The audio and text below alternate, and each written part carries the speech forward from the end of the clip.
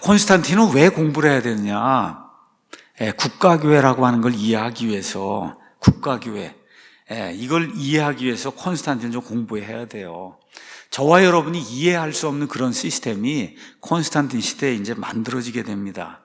자, 우리 지금 살고 있는 이 현대시대, 민주주의 이런 시대, 자유민주주의 이런 시대에는 국가와 교회가 완전히 분리가 됐어요. 영어로는 이거를 separation of the state, separation of the church from the state, 아니면 separation of the state from the church, 이렇게 돼서 separation, 완전히 분리가 된 거예요. 국가하고 교회가 완전히 분리가 돼서 이걸 뭐라고 얘기하냐? 정교분리라고 이야기하는 겁니다. 정교분리. 정교분리의 핵심은 뭐냐? 국가가 너 이 종교를 믿으라고 국가교회를 지정할 수 없다는 거예요. 미국에도 불가능해요. 한국에도 그런 일 불가능해요. 이거를 우리가 정교분리라고 이야기하는 거예요. 자, 근데 국가와 교회가 일치가 되는 게 있어요. 그걸 우리가 정교일치라고 얘기하는 거예요. 구약시대의 유대교, 그렇죠? 구약시대의 유대교, 국가와 그 다음에 종교가 하나로 일치가 돼서 어떨 때는 제사장이, 대제사장이 왕보다 더 큰 권력을 행사하는 그런 일이 발생하고, 지금 이 시대에도 정교 일치하는 데가 있죠. 어디예요? 이슬람. 10억이나 되는 그런 이 이슬람 국가들이 정교 일치하고 있어요. 우리나라는 그렇지 않지만 천주교회가 지배하고 있는 이런 남미라든지 이런 데도 거의 정교 일치에 가까운 이와 같은 국가 형태가 이루어지고 있어요. 다시 말해 국가가 지정하는 종교만 믿어야 되는 이런 시스템이, 그게 국가교회 시스템이에요. 마태복음 22장 21절에 우리 예수님께서 신약시대 교회를 염두에 두시고 카이사라의 것들은 카이사라에게 바치고 하나님의 것들은 하나님께 바쳐야 된다 해서 이 정부와 정치와 그 다음에 교회가 이렇게 분리가 돼야 된다는 이런 말씀을 주셨습니다. 그러니까 신약시대 예수님이 세워주신 이 신약시대 교회는 정치와 교회, 그러니까 국가와 그 다음에 교회가 반드시 분리가 돼야 돼요. 분리가. 예수님의 모든 제자들, 바울을 포함해서 어디든 가든지 국가와 그 다음에 정치가 분리가 국가와 그 다음에 종교가 분리가 돼야 된다. 사도 바울, 바나바, 이런 모든 사람이 소아시아, 유럽에 이제 돌아다니면서 하나님의 말씀을 30여 년 동안 이제 전파했어요. 로마서부터 유다서까지 교회들에 보내는 그런 서신서를 작성했습니다. 또 디모데전서, 디모데후서, 그 다음에 디도서, 목회자들이 보내는 그런 편지를 이제 기록을 했어요. 또 계시록에 7교회에 보내는 그런 편지도 이제 기록이 됐어요. 이런 성경 말씀들 저와 여러분이 읽으면 한번 생각해 보세요. 한 나라의 왕이나 아니면 대통령, 아니면 교회의 수장이라 불리는 교황이 한 국가의 교회 전체를 다 총괄하고 지배한다는 이런 사상 찾아볼 수 있습니까? 없어요. 그런 일 불가능한 거예요. 이 신약시대는 불가능한 거예요. 신약시대는 그런 일이 생겨서 안 되는 거예요. 그렇죠? 사도 바울의 서신서 어딜 봐도 없습니다. 그런 내용이. 그런데 이게 변화가 생기기 시작한 거예요. 시간이 지나면서 AD 30년 기독교가 이제 퍼져나가기 시작하면서 AD 60년, 70년 넘어가면서 사도 바울이 편만하게 유럽에 하나님의 말씀을 전달했어요. 자, 사도 요한이 그로부터 한 30년 정도 더 살면서 말씀을 이제 선포했어요. AD 100년이 지나가면서 이상한 일이 이제 발생하기 시작한 거예요. 어떤 일이 발생했냐? 로마의 황제들이 기독교가 계속해서 이제 팽창하는데 이걸 그대로 두면 국가 통치가 어렵겠다. 이런 생각을 이제 하게 된 거예요. 그러니까 기독교를 어떤 식으로든 접목을 해서 이 정부하고 교회가 하나가 되게 해서 한 종교만 믿도록 그렇게 만들어야만 이 로마라고 하는 거대한 이런 국가를 통치할 수 있겠구나. 이런 생각을 이제 하게 된 거예요. 근데 가서 보니까 그 안에는, 로마 제국 안에는 많은 이교도들이 살고 있잖아요. 유대인들도 있죠. 그 다음에 많은 기독교인들도 있죠. 그 다음에 각종 잡신을 섬기는 여러 이교도들이 있는데 이걸 하나로 만들어야만, 그래야 이 국가를 통치할 수 있겠구나. 이런 생각을 이제 하게 된 거예요. 이렇게 해서 만들어 놓은 게 국가교회예요.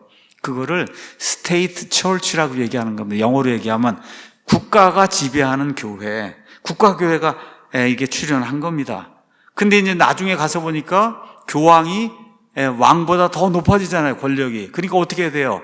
교회 국가가 된 거예요. 영어로 얘기하면 철치 스테이트가 된 거예요.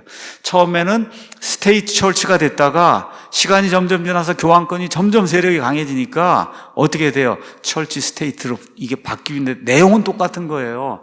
국가하고 교회가 한 몸이 돼갖고, 그래서 국가가 오직 한 가지 믿음만을 가져야 된다. 그 믿음은 당연히 천주교죠. 이거 외에 다른 거 허용하지 않는 이와 같은 일이 AD 300년 넘어가면서 구체적으로 이 유럽 땅에서 실현이 되기 시작한 거예요. 그럼 국가교회나 교회 국가의 특징이 뭐냐? 한마디로 얘기하면 전체주의 독재라는 겁니다. 교황이 독재라든지 왕이 독재라든지 독재를 하는 거예요. 자유라고 하는 게 있을 수 없는 거예요. 교회가 하라는 대로, 국가가 하라는 대로만 해야 사람이 그 땅에서 살 수 있는 거예요. 자, 그러면 구체적으로 이게 언제 현실화가 됐냐? 주 300년경에 콘스탄틴이라고 하는 사람이 등장하면서 국가교회라고 하는 게 현실적으로 모습을 이제 드러내게 됐어요. 100년쯤 지나서 어거스틴이라고 하는 마귀의 이 천재가 이제 등장을 하면서 이 모든 걸 운영할 수 있는 모든 원리들을 세워주게 됩니다. 세워주게 돼요. 그래서 어거스틴 이후에 유럽은 카톨릭 교회가 장악해서 무려 1000년, 1200년 동안 국교로 지정을 한 거예요. 천주교. 천주교회는 안 되는 겁니다. 여러분 이해할 수 있어요? 태어나면서부터 천주교만 해야 돼요. 천주교. 가서 마리아에게 빌어야 되고, 사제에게 가서 고백성사 해야 되고, 그렇죠. 맨 끝에 죽을 때 병자성사 받아야 되고, 이렇게 해야 겨우 가는 데가 어디예요? 연옥 가는 거예요. 그러면 이 땅에 남아있는 사람들이 계속해서 초사하고 돈 갖다 놓고 빌어야 연옥에서 죄가 용서가 되면 몇백 년 지난 다음에 용서가 되면 어디로 가요? 천국으로 갈 수 있는 이러한 비성경적인 시스템이 무려 1000년 이상 세상을 이제 지배하게 됐어요. 이걸 우리가 중세 암흑시대라고 이야기하는 거다. 이 모든 것 지금 우리의 시각으로 생각해 보면 여러분 이해가 안 되잖아요. 지금 이 땅에도 지금 이슬람 세력이 들어와서 지금 대구에 이슬람 이런 사원을 바로 옆에다 짓는다고 그리고 지금 이렇게 지금 난리가 나고 있는데 이게 보통 사람들 같으면 문제가 안 됩니다. 뭐 태국이나 어디서 들어와서 뭐 불교를 믿는다 문제가 안 돼요. 근데 이슬람은 안 되는 거 아시죠? 문제가 되는 거 아시죠? 왜 그래요? 그거 외에는 배타적인 안 되는 거예요. 그 이슬람 외에는. 그렇죠? 왜 그러냐? 그 땅에서 배운 게 자기들 나라에서 배운 게 오직 이슬람. 신정 정치.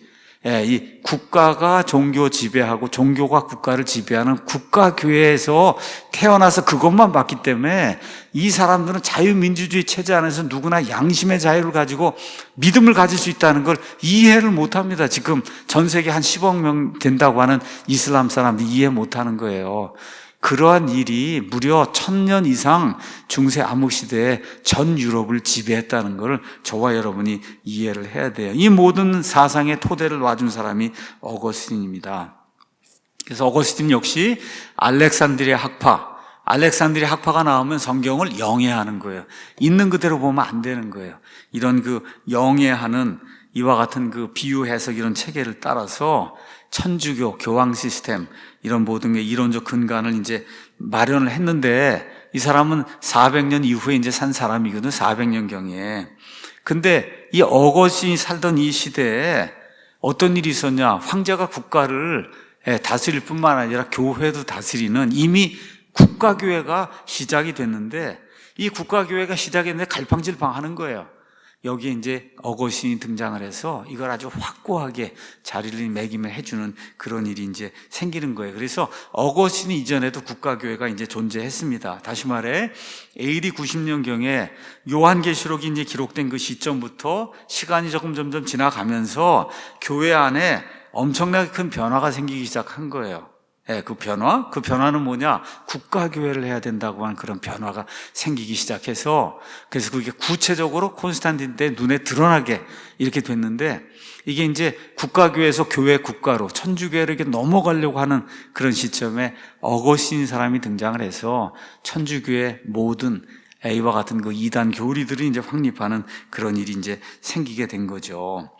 예수님도 또 12사도, 또 바울도, 또 마지막 사도라고 할 수 있는 요한도 이러한 전체주의 독재 국가교회가 이 땅에 이제 생길 거다. 물론 예수님은 하나님이니까 앞을 내다보고 아셨겠지만 예수님을 제외한 이런 예수님은 의도하지도 않았고 그런 교회를, 그 다음에 이런 사도들이 그런 교회가 세상에 등장을 해서 온 세상을 지배하리라고는 생각도 못 하잖아요. 그러니까 사도 요한이 요한계시록 17장에 나오는 계시록 음료를 보고 깜짝 놀라는 그런 일이 이 계시록 17장에 이제 기록이 되어 있는 거예요. 자, 그러면 이런 일을 누가 했을까? 여러분, 누가 했을까요? 마귀가 해준 누가 했겠어요? 그렇죠? 그 배후에 마귀가 있는데, 마귀는 사람에게 항상 빛의 천사, 개역성경에 표현에 따르면 광명의 천사, 좋은 걸 가지고 나타나요. 그러니까 사람들이 보기엔 좋은 것 같은데 그 뒤에 마귀의 아젠다가 이제 들어있는 거죠. 자, 그럼 그 일이 어떻게 이루어졌냐? AD 313년에 콘스탄틴이라고 한 사람이 기독교를 공인했다. 우리 역사 시간에 많이 배웠잖아요. 기독교 공인, 세상에 나가면 다들 이게 훌륭한 업적으로 이렇게 생각을 하는데 이게 국가교회가 되고 나중에 교회 국가가 되고 천주교 독재 체제가 되고 이렇게 되면서 성경 변기에 그런 모든 빌미를 제공하는 그런 일이 이제 된 겁니다. 그래서 이런 걸 저와 여러분이 조금 좀 이해를 해야 돼요. 그러니까 말 그대로 기독교와 그 다음에 성경과 그 다음에 우리 그리스도인의 모든 믿음에 치명적인 독약이 된 게 이게 뭐냐? 콘스탄틴의 기독교 공인이라고 하는 거죠. 그래서 국가교회라고 하는 게 어떻게 생겼고 천주교회가 어떻게 생겼는가 이런 거를 저와 여러분은 조금 좀 이해를 해야 됩니다. 자, 그럼 초대교회부터 시작해서 콘스탄틴까지 어떤 일이 생겼냐? 자, 이교도 국가인 로마가 세상을 지배하던 그 시절에 예수님이 유대 땅 베들레헴에서 이제 태어나셨어요. 그래서 이 땅에 33년 반 동안 사시고 그렇게 하시고 십자가에서 피를 흘리시고 죽으시고 묻히시고 부활하시고 그 다음에 이제 40일 만에 승천하시면서 그래서 온 세상으로 이 하나님의 말씀이 이제 퍼져나가면서 신약 교회가 이제 형성이 되기 시작했습니다. 자, 그래서 하나님께서 성령님을 통해서 많은 이적들, 기적들, 표적들 이런 것들 주시고 또 사도들이 나가서 권능 있게 말씀을 이제 선포하면서 기독교가 온 세상으로 이제 퍼져나가기 시작했죠. 이렇게 되니까 왕들이 겁을 내게 되고 로마의 황제도 이거 이대로 두다가는 로마라고 하는 이런 나라를 우리가 제대로 통치할 수 있을까 이렇게 우려하는 그런 일들이 이제 생기게 된 겁니다. 자, 그런데 교회 내부에 마귀의 첩자들이 여러분 항상 우리나라도 지금 자유민주주의 국가 이렇게 하고 있는데 이 이북의 첩자들이 한두 명이 아니잖아요.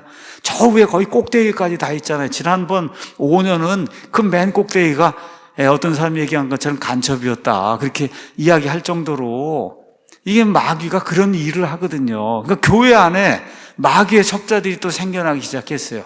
마귀의 첩자들. 이게 계시록 2장 6절 15절에는 니골라당이라고 나옵니다. 니골라당. 보통 성도들 타고 억누르는 성직자 계급 체제를 주장하는 이런 사람들이 등장하고 그 다음에 사도 바울 당시에 이미 하나님의 말씀을 부패시키는 그런 자들이 이제 등장을 한 거죠. 신약시대의 가장 큰 특징이 뭐냐? 신약교회의 가장 큰 특징은 인간 제사장이 없다는 거예요. 하나님 앞에 우리가 직통 나가는 거지 인간 제사장을 통해서 그 앞에 가서 고해성사하고 그런 일은 없는 겁니다. 그런데 니고달랑이 나오면서 그것이 이제 발전이 되면서 천주교회가 되니까 천주교회는 지금 이 시간도 다 제사장이 있잖아요. 영어로 프리스트가 있잖아요. 그래서 그 제사장을 통해서 하나님 앞에 나간다고 하는 이와 같은 시스템이 구약시대의 유대교 시스템이 다시 복원이 돼갖고 교회 안에 이제 들어오기 이제 시작했잖아요. 근데 예수님께서 내가 니골라당을 미워한다. 그거를 없애기 위해서 그래서 유일하신 한 분 대제사장으로서 하나님 앞에서 우리를 중보하시는 그런 분으로 예수님이 오셨는데 인간 제사장 체제를 또 만들잖아요. 니골라당과 그 다음에 이 천주교회가.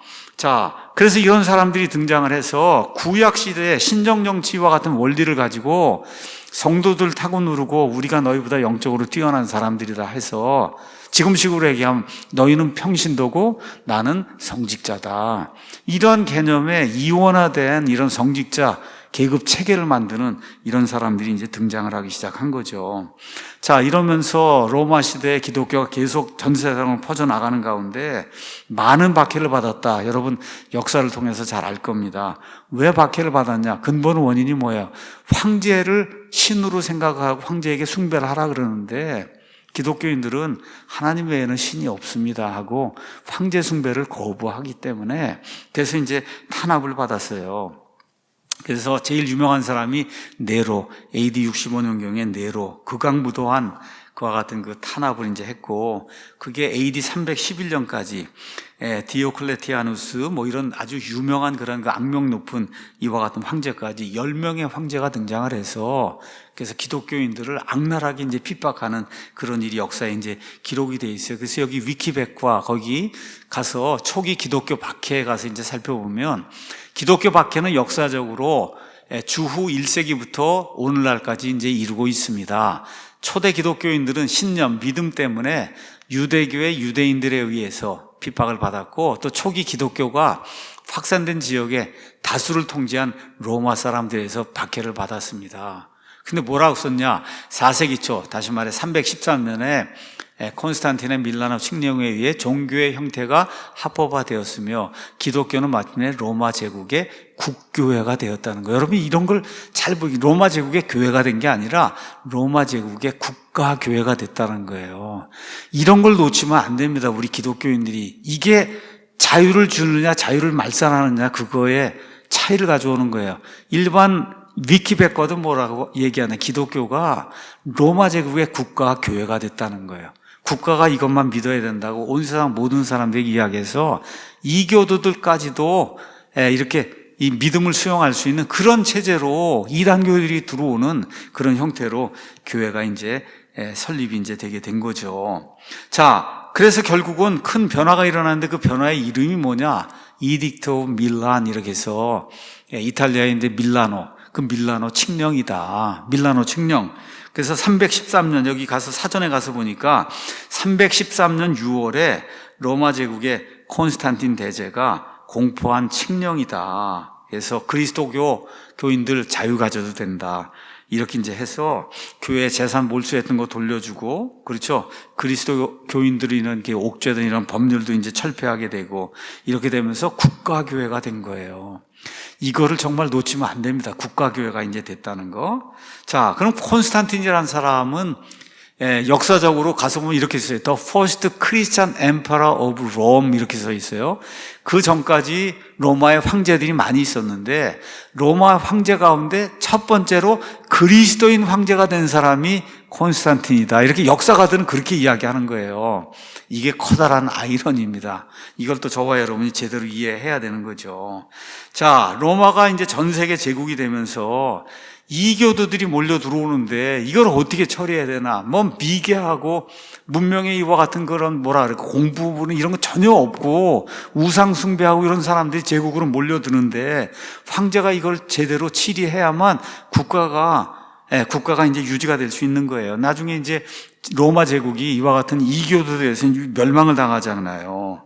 자, 그래서 이런 일을 가장 뭐라 그럴까 합리적으로 합법적으로 교묘하게 잘 처리해서 이교도 국가 로마를 어느 정도 확고하게 세운 사람이 누구냐? 콘스탄틴입니다. 콘스탄틴. 조금 아까 이야기했던 콘스탄틴은 주후 272년부터 337년까지 살았던 그런 사람인데 언제부터 언제까지 왕 노릇을 했냐? 306년에서부터 337년까지 31년 동안 황제 노릇을 했어요.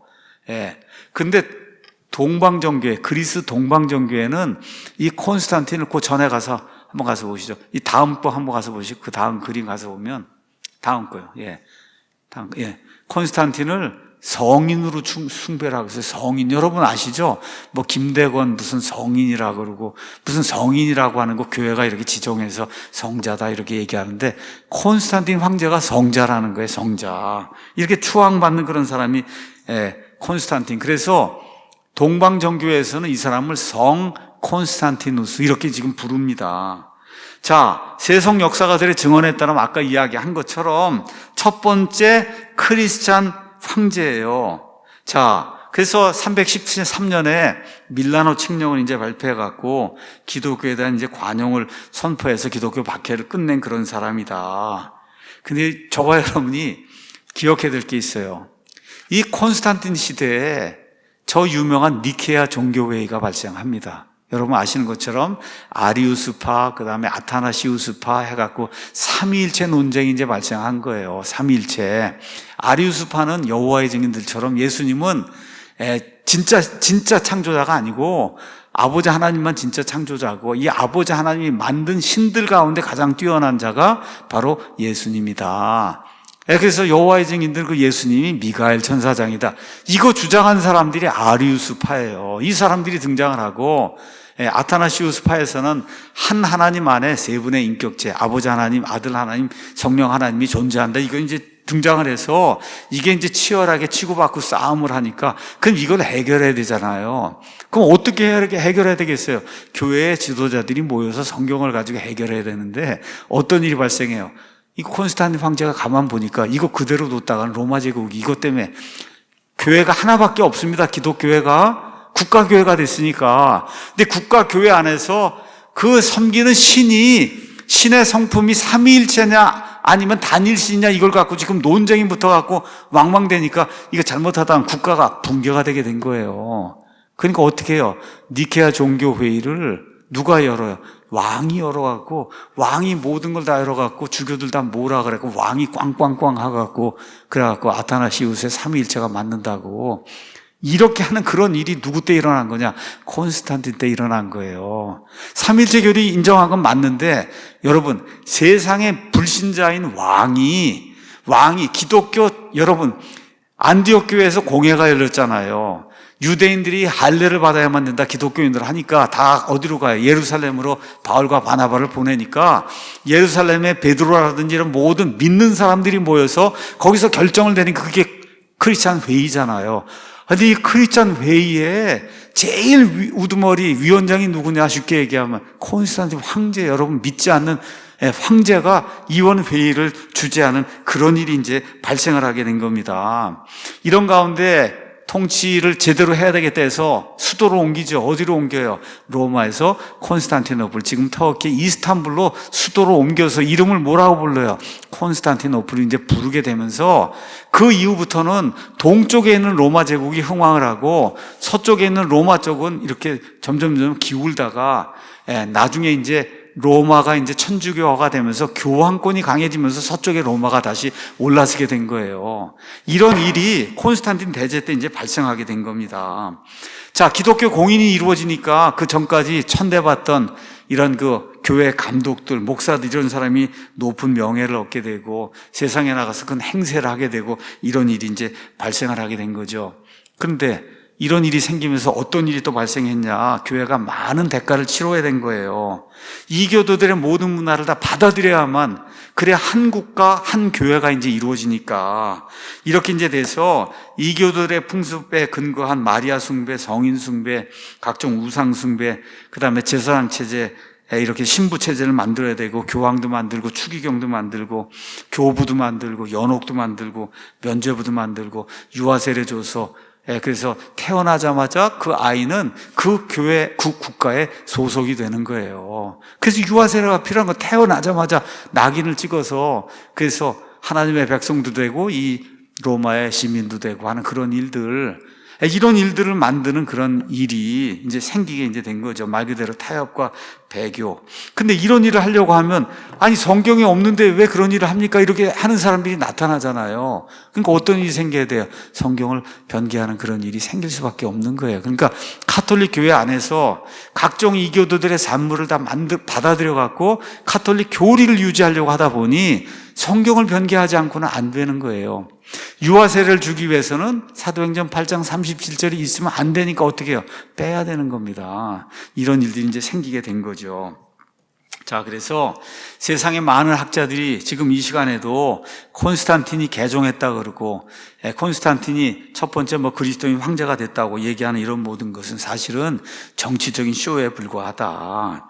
여러분 아시는 것처럼 콘스탄틴이 이제 로마 이제 정복을 하러 이제 가는 가운데 밀비안 전투라고 하는 게 이제 생깁니다.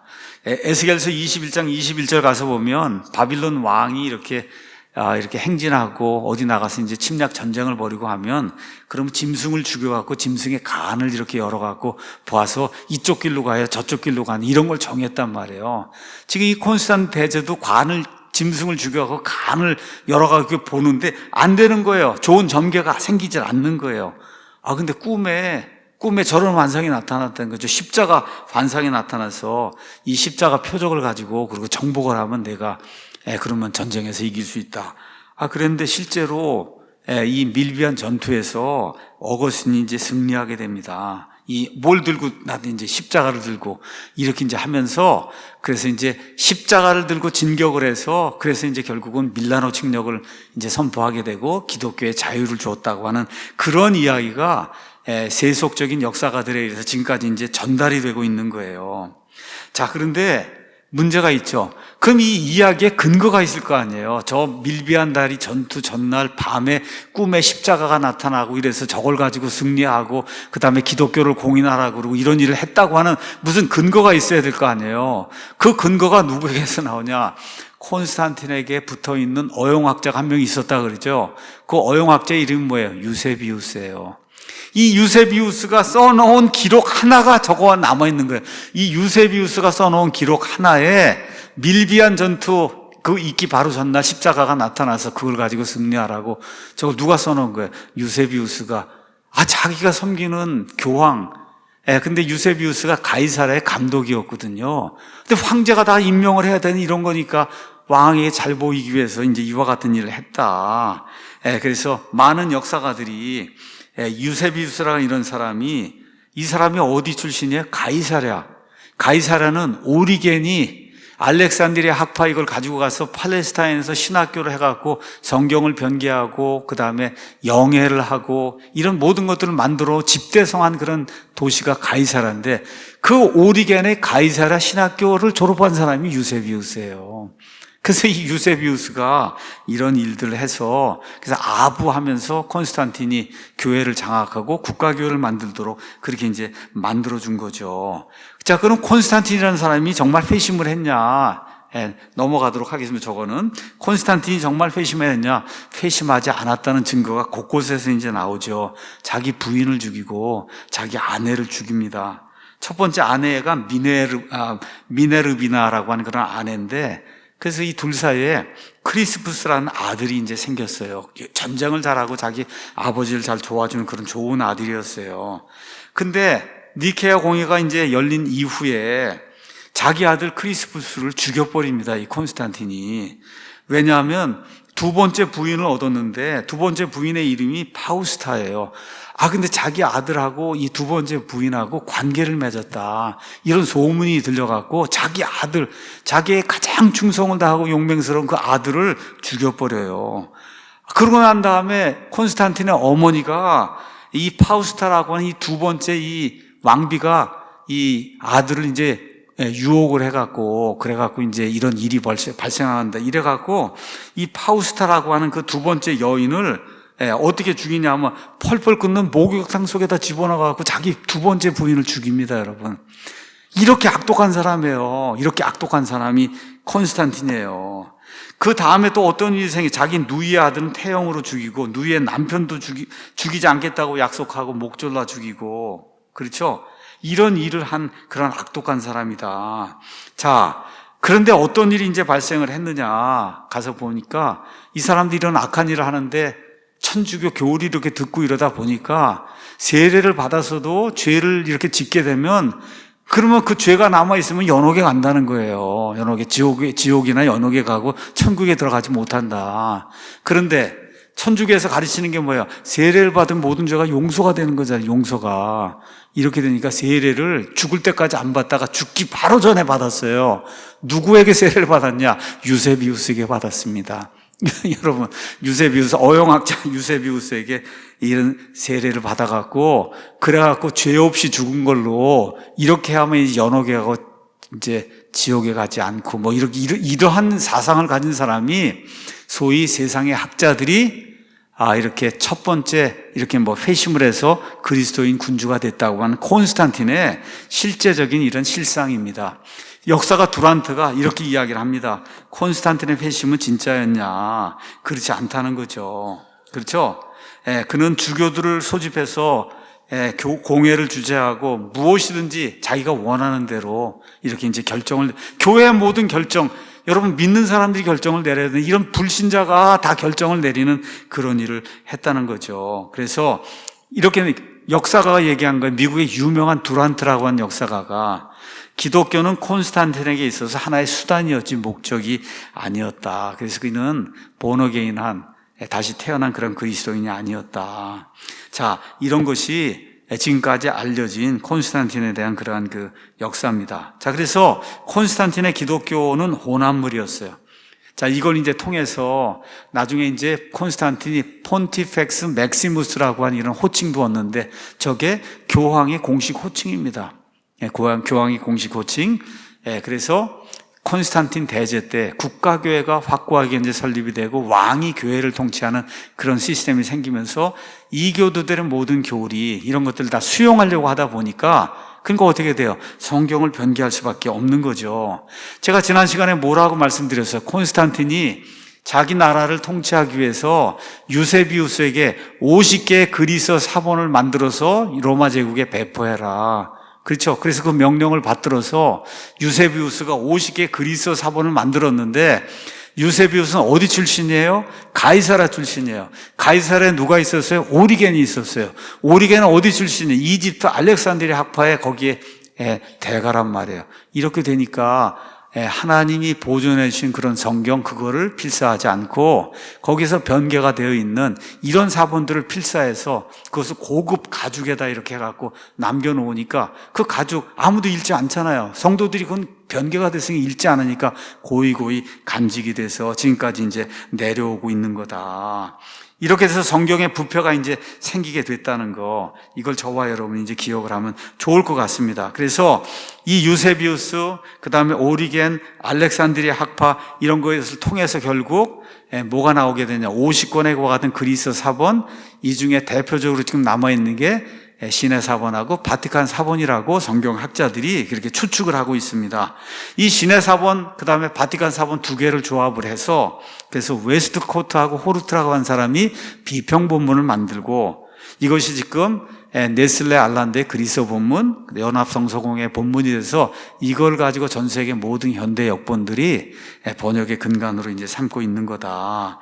그래서 결국 알렉산드리아, 그 다음에 오리겐, 콘스탄틴, 유세비우스, 제롬, 그렇죠? 그 다음에 어거스틴, 그 다음에 이걸 통해서 결국은 웨스코트하고 호르트, 이렇게 돼서 지금의 모든 현대 역본들이 나오게 됐다는 거다. 결론의 말씀드리겠습니다.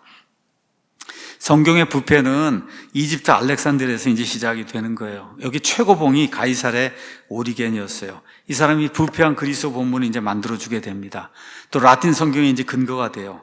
이런 것을 옹호하는 이와 같은 전체주의 독재 시스템이 등장해. 이게 국가교회인데 이 일이 구체적으로 콘스탄틴하고 다음에 이제 살펴보게 될 어거스틴, 제롬, 유세비우스 이런 사람들에 의해서 이제 정착이 됐다. 중세 천주교는 암흑시대라고 이야기합니다. 암흑시대. 암흑시대의 특징이 있어요. 그게 뭐냐 하면 특징이 여기 있는 것처럼 성경을 금지하는 거예요. 누구도 성경을 읽으면 안 된다. 성경을 읽으면 안 돼요. 위에 있는 그림 가서 보도록 하겠습니다. 저 위에 하나 더 넘기시죠. 칙 출판사에 가서 보시면 두 가지 책이 있어요. 영어로 가서 칙, C-H-I-C-K, 칙은 병아리라는 뜻입니다. 근데 원래 사람 이름이에요. 칙.com 거기에 가면은 그 제목이 뭐라고 썼냐면 로마 가톨릭 교회가 우리에게 성경을 주었을까요? 이런 제목이에요. 로마 가톨릭 교회가 성경을 금서로 만들어서 1100년 동안 성경을 읽지 못하게 만든 그 교회가 우리를 위해서 신약 성경 사본을 보존해 줬다는 게 이게 말이 됩니까 하는 걸 일일이 보여주는 거예요. 그 옆에 있는 책은 바빌론 릴리전, 이렇게 미스테리 릴리전 해서 말 그대로 이 천주교 체제는 바빌론 음료 체제로 지금부터 4500년 전에 이 온 세상에 니무롯 바빌론 체제, 바벨탑 체제가 생겼는데 그때부터 생겨난 모든 것들이 융합이 돼서 들어가 있는 이런 체제다. 그래서 저와 여러분이 이 천주교의 유래라고 한 책을 꼭 읽어보셔야 돼요. 천주교는 어디서 나왔냐? 천주교의 모든 이단적인 행태. 말틴 로이드 존스 목사님의 천주교 사상평가. 천주교는 마귀의 최대 걸작품이다.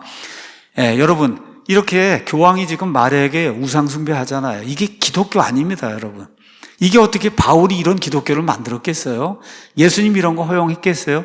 이런 것을 기독교라고 이렇게 둔갑을 시키고 이걸 쫓아가는 그와 같은 단체가 있고 이런 데서 성경을 변개하는 거다.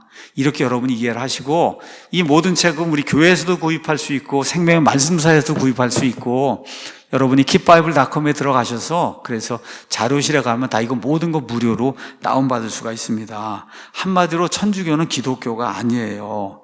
이 그림의 의미를 잘 보셔야 됩니다. 사도 바울로부터 시작이 된 이런 기독교 좁은 길로 가다가 AD 313년에 큰 길로 이렇게 뛰어나가서 이 큰 길, 세상의 정치와 종교가 하나가 된 이 천주교라고 하는 동방종교라는 게 하나가 됐다가 1517년에 마르틴 루터가 일부를 가지고 돌아옵니다. 이쪽 기독교 쪽으로. 근데 천주교의 모든 유물을 버리지 못했어요. 이렇게 되니까 어떻게 해요? 새까맣지 않아요. 조금 새까맣지 않잖아요. 가서 보시면 뿌연 게 있잖아요. 이걸 가지고 이제 돌아왔거든요. 이런 길을 따라가는 사람들이 결국은 다시 배도하는 그런 일이 이제 발생할 거다. 그래서 성경 본문 변개라든지 성경 교리의 변개라든지 기독교의 모든 근간의 변개 이런 모든 게 국가교회, 천주교회 이런 그 출현을 통해서 이루어지고 있는 거다. 이 그림을 여러분이 잘 이해를 하시고 우리 손안에 하나님께서 보존해 주신 온전한 성경이 있다는 거. 주의 말씀들은 순수한 말씀들이니 흑도관에서 정죄하여 7번 순수하게 만든 은가도다. 오 주여 주께서 그것들을 지키시며 주께서 그것들을 이 세대로부터 영원히 보존하시리다 해서 저와 여러분의 손안에 1611년 영어 킹제임스 성경이 하나님이 보존해 주신 온전한 성경으로 들려있다는 거, 이 확신을 가지고 믿음 생활하는 우리 모두가 되길 간절히 원합니다. 기도하고 마치겠습니다.